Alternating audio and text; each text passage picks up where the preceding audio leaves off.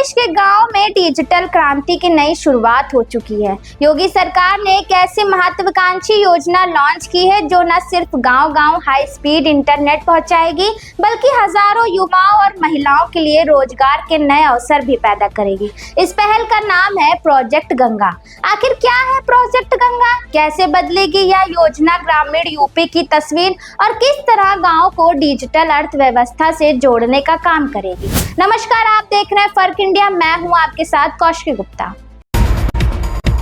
उत्तर प्रदेश के ग्रामीण और अर्ध शहरी इलाकों में अब डिजिटल विकास की नई धारा बहने वाली है।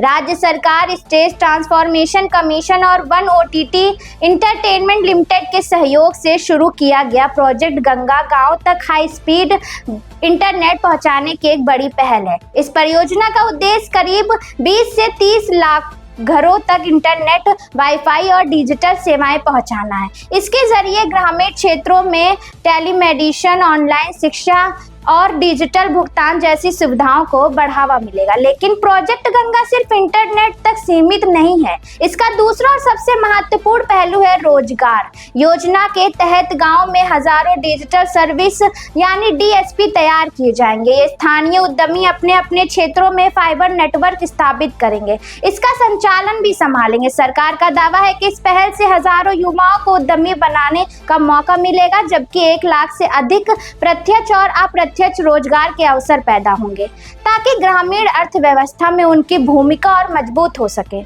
योजना के तहत चयनित युवाओं को प्रशिक्षण दिया जाएगा, तकनीकी सहायता उपलब्ध कराई जाएगी और व्यवसाय शुरू करने के लिए सहयोग भी मिलेगा। यानी गांव का युवा अब नौकरी तलाशने वाला नहीं, बल्कि रोजगार देने वाला बन सकता है। सरकार का मानना है कि प्रोजेक्ट गांव-गांव और शहर के बीच मौजूद डिजिटल दूरी को कम करेगा और उत्तर प्रदेश को डिजिटल विकास के नए दौर में आगे ले जाएगा।